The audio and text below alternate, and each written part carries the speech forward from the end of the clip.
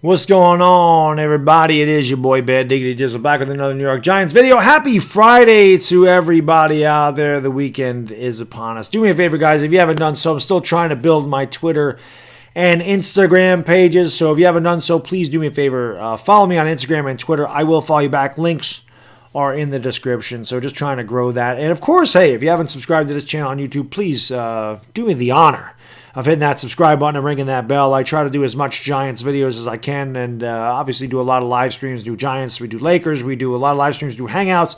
And of course, tonight, the Talking Giants show. It is episode 100. I'll be live on this channel with my man, the Entertainer, Talking Sports. Hard to believe, 100 episodes, and I think it's very fitting that we play the Philadelphia Eagles on Sunday. In the 100th episode, we'll be talking about them. Obviously, it would have been the same thing with the Cowboys, Washington football team, since obviously the NFC East, we have some great rivals here. Probably no bigger rival than the Eagles, who have beaten us 8 straight times.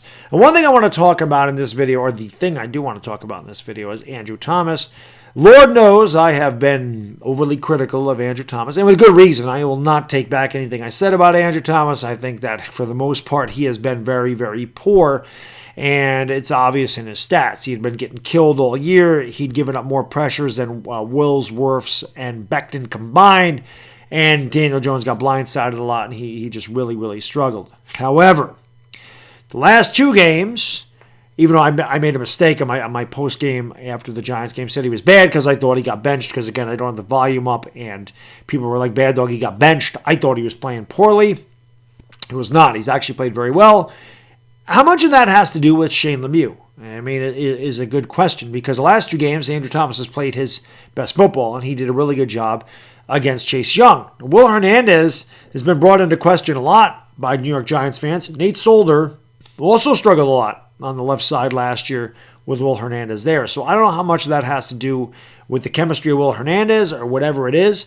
He's obviously able to come back this week. I don't know if he's going to start. Joe Judge has been rotating his linemen quite a bit. So hopefully Lemieux does get some playing time over there. But it'll be interesting to see, because the last 2 games, the New York Giants have run the ball very effectively. 166 yards against Washington last week with Lemieux in there. Parrott also played. So it'll be interesting to see if the New York Giants can continue to do that with Will Hernandez in there, or if Andrew Thomas struggles again. Maybe it has something to do with him. But what I was going to ask you guys is, do you think Andrew Thomas has turned the corner? Do you think that Andrew Thomas is starting to play better and he's starting to get his technique much better? He's starting to get more confidence?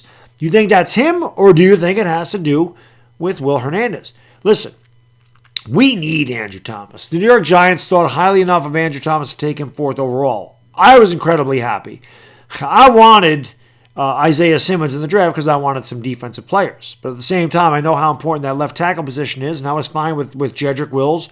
I was fine with Andrew Thomas. I didn't think the Giants were going to get Andrew Thomas, but I was very happy when we got him. I said this is the best pure left tackle in the draft. He played at Georgia. Not only did he not allow a sack, in his last season at Georgia, he didn't even allow Fromm to get hit. Fromm wasn't the most mobile guy either. So the fact that he played so well in Georgia, in the SEC, which is the best Power 5 conference in America, I said this guy's the most pro-ready tackle to come in here. He's ready to go. He's going to make a huge difference. And he really, really struggled. And when I say struggle, I'm not talking about he had a couple of bad plays. Like, he was bad. Like, he looked like Eric Flowers. Now, he has turned that around. We're going to need Andrew Thomas, especially in this game. There's no doubt about that. Daniel Jones did not turn it over against Washington, which is nice, but he has a turnover problem. The big thing was, the corner came off the blind side. He did not fumble after the blind side hit. But Andrew Thomas protects his blind side. And if a quarterback gets hit from the blind side, he's obviously more likely to fumble if he doesn't see the defender coming. You get jolted in the back, you probably have a tendency to lose the football. We also need to be able to run to the left side. We can't just be right side dominant when it comes to running, especially if you're running misdirections and screens and you're running reverses. You see Jason Garrett opening up the playbook. It means the linemen have a lot to do, whether they're pulling out or stunting or whatever they're doing. They need to do a lot as far as their blocking schemes go. Maybe Andrew Thomas is just starting to figure out the playbook now. Maybe Andrew Thomas, has figured it out and he's getting more confidence. I don't know what it is, but like I said, we need Andrew Thomas in this game. We need Andrew Thomas going forward. We need Andrew Thomas for the next 10 years. We need him to be the anchor at left tackle. You don't want to have to go back into the draft this year and draft another left tackle because you don't believe in him. That's the whole thing. Let's talk about Penei Sewell. I get that. I understand he's probably the best lineman coming out. But again, we addressed that in this draft. They went out, they got Andrew Thomas 4th overall. They took Matt Parrott in the 3rd round. They took Shane Lemieux in the 5th round. The offensive line is starting to come together. It is starting to get better. You like to see that. You don't want to have to keep addressing the offensive line, especially when there's other holes in this team, like a number 1 wide receiver. We could definitely use a Jamar Chase or Rashad Bateman. We could use those type of guys. We could definitely use a Micah Parsons in that linebacking core. That would be nice. Or we could use a guy like Greg Rousseau. Although he's raw, you definitely could use an edge rusher. These are things that you could definitely use for the New York Giants outside alignment, which you just addressed in this past year's draft. So hopefully, Andrew Thomas has turned the corner. This isn't an aberration.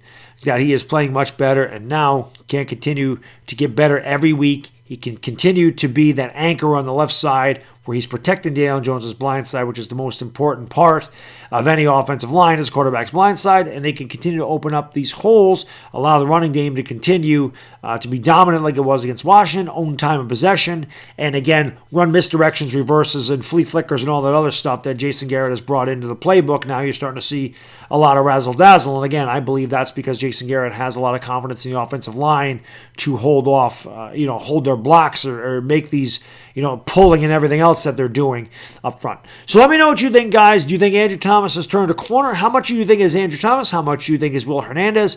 And do you think that Shane Lemieux should get more snaps than Will Hernandez on Sunday? So again, guys, that's all I got in this video. Again, if you made it this far, please like, please subscribe, and please tune in for tonight's Talking Giants, episode number 100.